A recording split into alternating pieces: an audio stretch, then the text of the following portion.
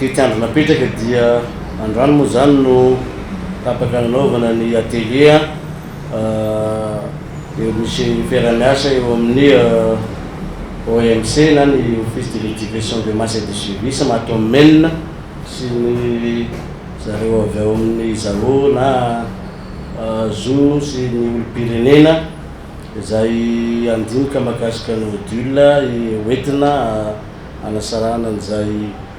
zon'olombelona sy ny resaka civisme zay ao anivon'ny sekoly sy ny fiainana andavanandro dia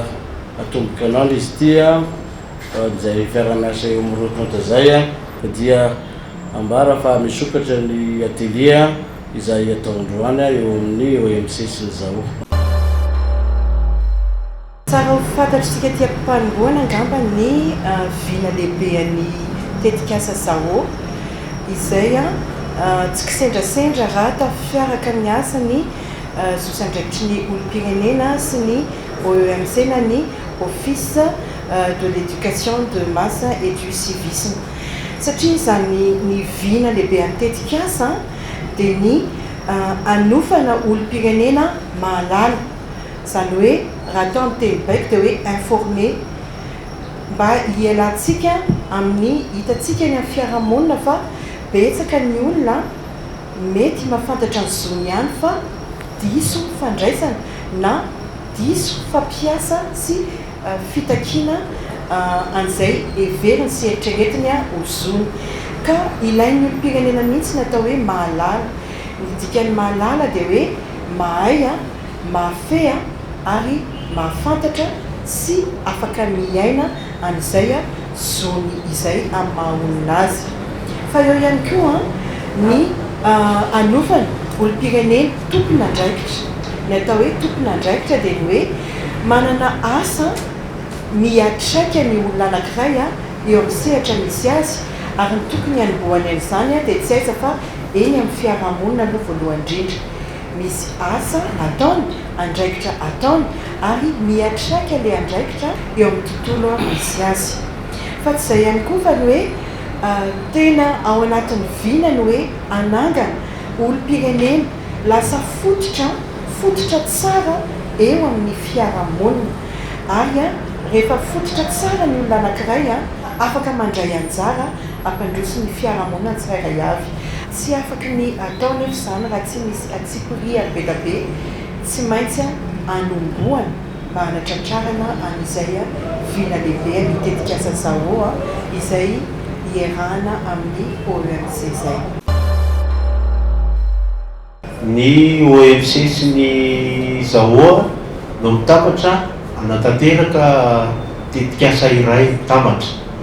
dia ny Zo sy ny andraikitra ho an'ny olo-pirenena. Io tetikasa io zany hatreto zany sisy karazana module iraisana voizina eny anivon'ny sekoly dia izay indrindra no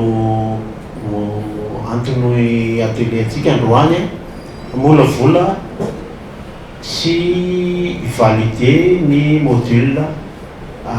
iraisana hoentina anentanana eny anivon'ny sekoly eny na ambaratonga voalohany io na collège na ny lycée indrindra moitsy koa hoe ny eny anivon'ny fokontany eny. Mba hanatratrarana izay tanjona izay dia ny ampihely sy hanamora ny fahafahan'ny mpianatra ahalala ny zony sy ny zon'olombelona ary ho toy ny fahalalana fototra mihitsy zany tsy hoe aty aoriana ilay mpianatra vao hikaroka hoe aiza manana zony tahaka izao fa any mbola kely izy dia miaraka ampianarina toy ny hoe mamaky tesy manoratra satria ho atao ho fahalalana fototra ny zoany. Ny manaraka izany dia ampitombo ny fahatsapana andraikitra hoe ao anaty fiarahamonina mila manaja lalàna, mila manaja ny hafa, mila manaja ny fiainam-bahoaka ary mila manaja ny tontolo iainana. Fa hiady ihany koa ho an'ny tsy fanekena ny kolikoly naiza toerana misy azy dia mbola kely izy dia ampahafantariny an'izay hoe raha misy tranga tahaka izao dia mety ho endrika na kolikoly izay ka rehefa lehibe izy dia afantatra hoe zao miendrika nakolikoly a dia zao le nampianarina anazy satria efa fahalalana fototra nanana n'izay ampianarina koa izy a hiady ho an'ny fanavakavahana eo no mety hoe fanavakavahana amin'ny malana amin'ny mavavy a na fanavakavahana amin'ny volokoditra sy ny fiaviana ny tsy fanajana misy visy mangana zany afaka mitenenako azy ampirisiana ihany izy a rehefa me lehibe eo tsy hoe tapitra amin'ny fahakelezany le fampianarina fa rehefa lasa tanora indray izy a dia ampianarina andray anjara eny amin'ny fiainana eny amin'ny fiarahamonina eny amin'ny firenena zao tsika zao ohatra dia mahita to d'absentéisme goavana be rehefa tonga ny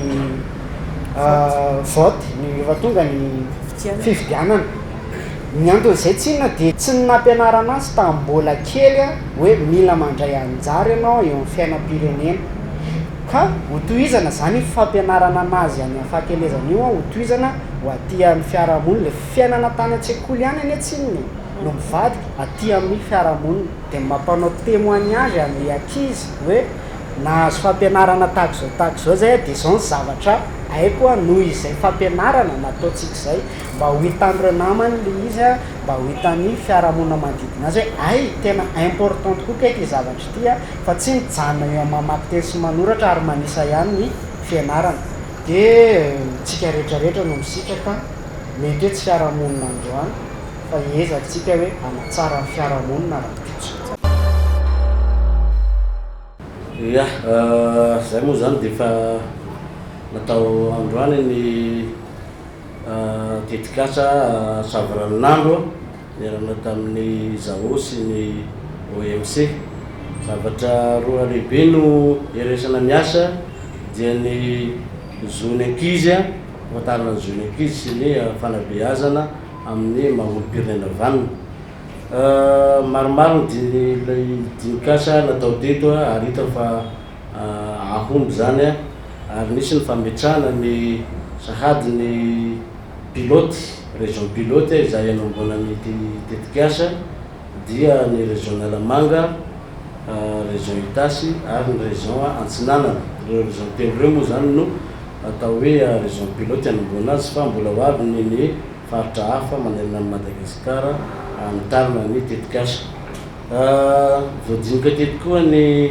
mbola iverenana hanao ny conception technique izay iresan'ny roatonta amin'ny enina may 2026 zao no anaovana azy ary amin'izay koa no anapahana ny atelier izay ahafahana mampiditra lalina sy manao ny asa araka ny ansakany sy andavana ka dia eto a dia sara ihany no manavatra antsika rehetrarehetra araka ny teny ombenombeny a dia ilaina ny manabe olom-pirenena vanina satria antoka anankiray lehibe izy io a ho amin'ny fampandrosoana ny firenena sy ny fiantohana ny filaminana eo amin'ny fiarahamonina. Mankasitraka ny OMC nampiatrano androany ary tsy hainy tsy hisaotra an'izany sampandrara zay a eo ambany fiahiny ny ministera ny fanabeazam-pirenena izay dia mankasitraka anareo a satria tena zava-dehibe no niresahana androany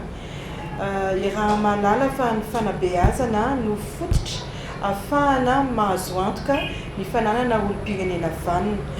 ary tomboka eny amin'ny ankizy madinika mihitsy izany a fanomezana kalitao sy asa miatraika amin'ny fanabeazana mahakasika ny droit de l'enfant sy ny fanabeazana olom-pirenena vanina izany mba hisy ny fitohizany zany hoe raha ampianarina eny amin'ny kilasy primaire izany a dia mitohy any amin'ny collège dia mitohy any amin'ny lycée ka azontsika sary an-tsaina sahatra fa manahoana ny zaza anankiray ny ankizy anankiray raha voavolavola ao anatin'ny fahalalana fototra ny mahakasika ny zony sy mahakasika ny andraikiny a ao anatin'ireo niveau scolaire ireo. Ny avy ato amin'ny OMC izay nanatrika ny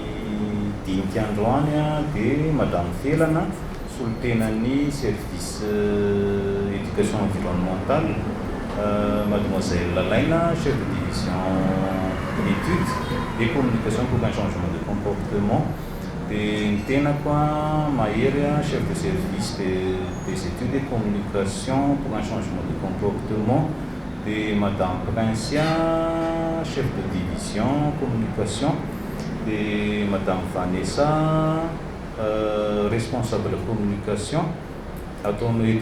OMC. Madame Kirill, chef de division partenariat. Madame Yangwa, chef de division planification. Madame Manzara, Vomni SP. Tissou, Sultenani, service éducation environnementale. Monsieur Fabrice, chef de division Omni encadrement. Madame Yanza, chef de division formation. Monsieur Romula, chef de service ni planification sur partenariat. Harry chef Aubin,